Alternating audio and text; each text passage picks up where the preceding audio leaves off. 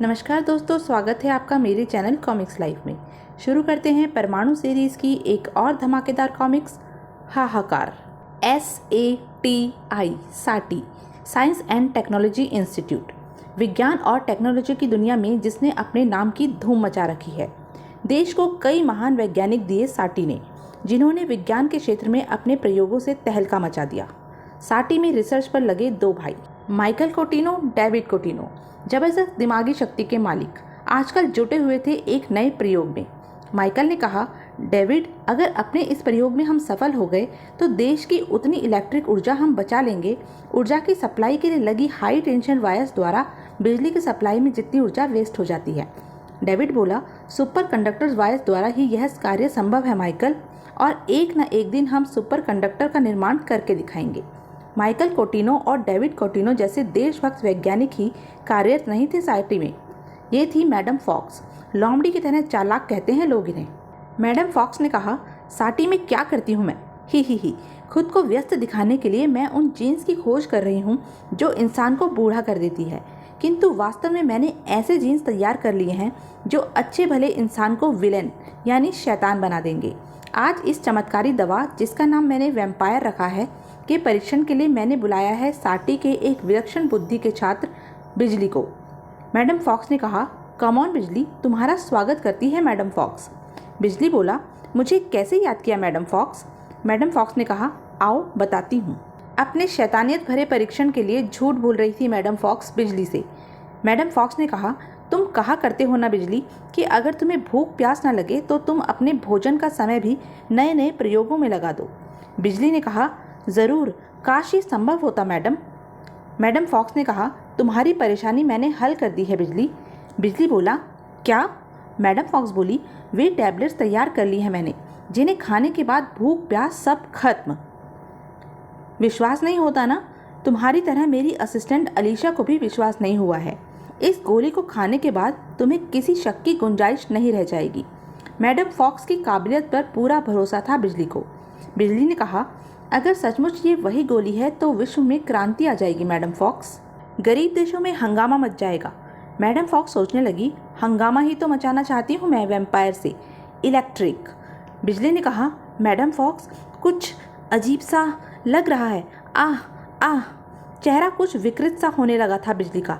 बिजली बोला, मुझे क्या हो रहा है? उफ। बिजली ने कहा, मुझे क्या कर दिया है तूने चुड़ैल?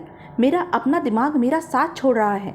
बुरी तरह घबरा गई थी अलीशा यह सब देखकर। अलीशा ने कहा, मैडम क्या हुआ है उसे? मैडम फॉक्स ने कहा, घबराओ नहीं अलीशा, मैंने एक प्रयोग किया है उस पर। अलीशा बोली, यह कैसा प्रयोग था मैडम? वह पागल सा हो गया है। मैडम फॉक्स ने कहा, उसे कुछ नहीं होगा, ये प्रारंभिक लक्षण है उसके शैतान बनने के। अलीशा ने कहा, शैतान? मैडम फॉक्स ने कहा, मैंने उसे वैम्पायर खिलाई है अलीशा, जो उसे शैतान बना रही है। दरअसल वैम्पायर जीन्स मिश्रित एक सूक्ष्म यंत्र है जो मेरी इस बेल्ट से कनेक्टेड है। इस यंत्र का कंट्रोल किसी एक शब्द पर निर्भर करता है। जैसे बिजली के वैम्पायर को कंट्रोल करने वाला शब्द है इलेक्ट्रिक। ये शब्द बोलने पर यह तबाही मचाता रहेगा। भूचाल सा आ गया अलीशा के सुंदर चेहरे पर। वह बोली, और इस तबाही की जिम्मेदारी तुम पर होगी चुड़ैल। यह कहकर उसने मैडम फॉक्स पर वार किया। मैडम फॉक्स ने कहा, एक असिस्टेंट को अपने सीनियर के साथ ऐसा बर्ताव नहीं करना चाहिए अलीशा। बिजली पूरी तरह शैतान बन गया। मैडम फॉक्स ने सोचा, इसकी आंखों से सुपर पावर रेंज निकलने लगी है, अब ये साटी को तबाह करेगा, मुझे यहाँ से निकल जाना चाहिए। बिजली की आंखों से शोले छूटने लगे। अलीशा बोली, उफ, ये मेरे बस की बात नहीं है। अलीशा ने सोचा, साटी में खतरे की घंटी। गूंज उठा साटी का चप्पा चप्पा खतरे की विसल से। उछल पड़ने वालों में दो नाम माइकल कोटिनो और डेविड कोटिनो के भी थे। माइकल ने कहा, खतरे की घंटी? डेविड बोला, कुछ गड़बड़ हुई लगती है साटी में। माइकल ने कहा, गड़बड़ को देखना होगा, आओ डेविड। अंदर फंसी हुई थी अलीशा सोचने लगी, ये मुझे खत्म कर सकता है। बिजली ने कहा, मुझे हर चीज़ से नफरत हो रही है, मैं सब खत्म कर दूंगा। शैतान बना बिजली मौत बना उसकी ओर बढ़ रहा था। अलीशा बोली, नहीं, रग रग से शैतानी टपक रही थी उसकी। बिजली ने कहा, मेरी पहली शिकार, पहला वार कुछ हल्का, इसकी जान लेते हुए मुझे एक अजीब सा सुकून मिल रहा है। लेकिन अलीशा की जान लेना इतना आसान साबित नहीं हुआ उसके लिए। तभी माइकल और डेविड वहां पहुंचे और बोले, छोड़ दो उसे शैतान। अलीशा ने चौंक कर कहा, माइकल, डेविड। दोनों भाई विस्मय से खड़े थे वहाँ।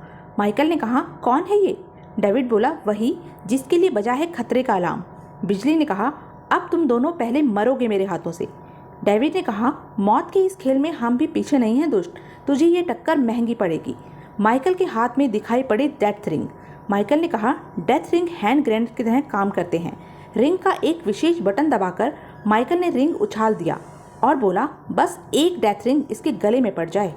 डेविड बोला, माइकल जल्दी करो, इसकी सुपर पावर के कारण हम ज़्यादा देर इसे रोक नहीं पाएंगे।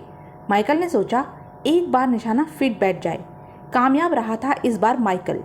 डेविड बोला, उफ, केवल 5 मिनट में इतनी तबाही मचा दी है इसने। माइकल ने कहा, डेविड, इसके शरीर से अभी भी सुपर पावर रेंज फूट रही है। अलीशा ने कहा, मैडम फॉक्स ने जीन्स मिश्रित एक टैबलेट यंत्र इसके उदर में पहुंचा दिया है, शायद ये सुपर पावर रेंज उसी यंत्र से छूट रही है। माइकल ने कहा, डेविड, एक्सरे एटॉमिक गन से उस यंत्र को नष्ट करो। उस काम में डेविड को एक पल भी नहीं लगा। बिजली के पेट में पहुंच चुके उस यंत्र की तबाही मैडम फॉक्स से छिपी न थी। मैडम फॉक्स बोली, डेविड कोटिनो, माइकल कोटिनो, तुमने मेरे बनाए एक शैतान को खत्म कर दिया। दूसरा शैतान अब तुम में से ही कोई एक होगा। अगले दिन लंच के समय अचानक चीख पड़ा माइकल कोटिनो। एक आवाज़ उसके मस्तिष्क को झकझोर गई। डेविड ने कहा, माइकल, क्या हुआ तुम्हें? माइकल बोला, मुझे कुछ हो रहा है डेविड, मैं अपने आप को भूलता जा रहा हूँ। डेविड ने कहा, माइकल, होश में आओ माइकल भैया। सभी लोग बोले, क्या हुआ माइकल को? माइकल बोला, डेविड, वैम्पायर, वैम्पायर। आह! फव्वारा सा छूट पड़ा माइकल की खोपड़ी से। डेविड ने कहा, माइकल, नहीं। उपस्थित लोग चौंक पड़े। Oh no! मैडम फॉक्स, जो उस समय भी मौजूद थी वेट्रेस के रूप में, वह सोचने लगी, वैम्पायर तुम्हारे भोजन के साथ तुम्हारे भीतर जा चुका है माइकल। अब तुम्हारे मस्तिष्क का कंट्रोल एक शब्द पर निर्भर करेगा और वह शब्द है मर्डर। Michael, murder. डेविड ने सोचा, वैम्पायर टैबलेट के असर को एक्सरे एटॉमिक गन से खत्म करना होगा। सबसे निकट डेविड ही था माइकल के। माइकल ने कहा, सबको मार डालूंगा मैं।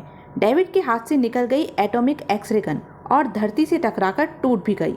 माइकल के सामने अब था केवल एक ही लक्ष्य, मर्डर, मर्डर, मर्डर। वहाँ खड़े लोग बोले, आह, बचाओ, ये किरणें जला देंगी हमें। नहीं, भागो। लेकिन मौत ने उन्हें भागने का मौका नहीं दिया था। इंस्पेक्टर विनय, जो प्रोफेसर के मैसेज के बाद परमाणु बन चुका था। प्रोफेसर ने कहा, परमाणु, साटी में और तबाही को रोकना है तुम्हें।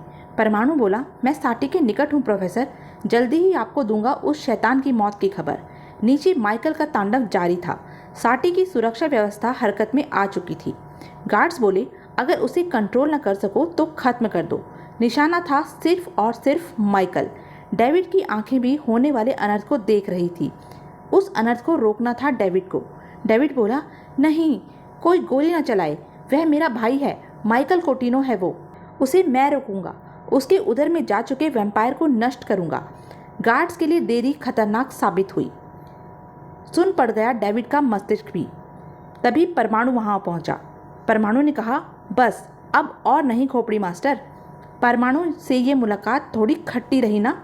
खून करने का भूत सवार था माइकल पर। माइकल ने कहा, तेरे मर्डर के बाद तेरे खून की बारिश करूंगा साटी पर। परमाणु ने कहा, किसी शैतान की मौत आती है तो यही कहकर आता है वो परमाणु पर वार करने। माइकल बोला, एक ही झटके से तोड़ दूंगा मैं तेरी गर्दन। लेकिन गर्दन थी वो परमाणु की, कोई मूली गाजर नहीं। गूंज उठी माइकल की मर्मस्पर्शी चीखें। पावर हाउस की न जाने कितनी विद्युत माइकल के जिस्म में समाई थी। हंगामे के बाद शैतान की मौत पर जितनी भीड़ लगनी चाहिए थी लगी। वहाँ खड़े लोग बोले, ये कुछ देर और जीवित रहता तो साटी को कबाड़ घर बना देता। परमाणु, ठीक वक्त पर पहुंचे तुम यहाँ। परमाणु सोचने लगा, प्रोफेसर की तीसरी आंख हमेशा खुली रहती है, जो मुझे हमेशा ठीक वक्त पर पहुंचाती है। कुछ देर के लिए होश खो बैठा था डेविड। डेविड सोचने लगा, ये भीड़ क्यों लगी है और साटी में इतने हंगामे के बाद लोग इतने शांत क्यों लग रहे हैं। परमाणु की उपस्थिति ने डेविड के मस्तिष्क को झंझोड़ दिया। उसने सोचा, परमाणु, परमाणु यहाँ, उफ, कहीं। अनजानी आशंका से घबराता हुआ भीड़ की ओर लपक पड़ा डेविड और बोला, अगर मेरे भाई को कुछ हो गया तो मैं सारी दुनिया में आग लगा दूंगा। डेविड की वो चीख इतनी तेज थी कि उपस्थित एक एक व्यक्ति की निगाहों का केंद्र बन गया सिर्फ और सिर्फ डेविड। लोग बोले, डेविड, माइकल का भाई। एक आदमी ने कहा, परमाणु जिसे तुमने खत्म किया है ये उसी का भाई है, डेविड कोटिनो। डेविड ने कहा, मेरे भाई के हत्यारे, अब तुम मेरे हाथों से नहीं बचेगा। परमाणु सोचने लगा, अपने भाई की मृत्यु पर डेविड का ये गुस्सा जायज़ है। परमाणु को डेविड से इतने ज़बरदस्त वार की उम्मीद न थी। डेविड बोला, परमाणु आज एक निर्दोष की हत्या की है तूने, मैं तुझे इसका दंड दूंगा परमाणु, और वह दंड होगा तेरी मौत। वहाँ खड़े लोगों ने डेविड को पकड़ लिया और बोले, डेविड पागल हो गए हो क्या, रुक जाओ, परमाणु ने हम सबकी भलाई के लिए सब किया है। तो यह थी अब तक की कहानी। आगे की कहानी जानने के लिए बने रहें मेरे साथ, और हाँ, मेरे चैनल को लाइक, शेयर और सब्सक्राइब करना ना भूलें। धन्यवाद।